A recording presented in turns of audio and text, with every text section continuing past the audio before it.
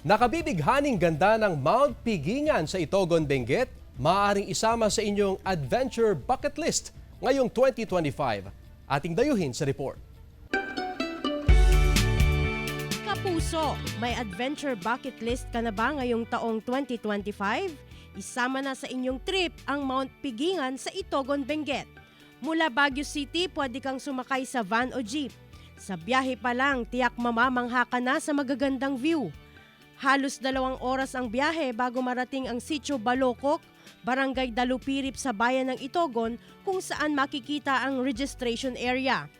Mula registration area, kailangan mong maglakad ng 35 minutes at dito na magsisimula ang trail papuntang Mount Pigingan.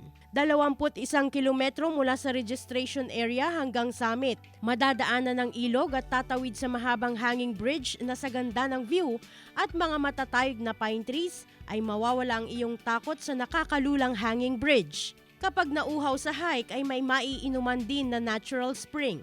Pagkatapos ng 1.5 oras ay mararating mo na ang campsite. Dito pwedeng mag-assemble ng tent at magpahinga o matulog, mag-bonfire at ramdam ang malamig na klima. 40 minutes na lakaran mula campsite papuntang summit. Sulit ang makipot, breathtaking at buwis-buhay na pag-akyat sa summit. Kapag narating mo na ang summit ng Mount Pigingan ay halos abot kamay mo na ang ulap. Busog ang iyong mata sa napakagandang tanawin.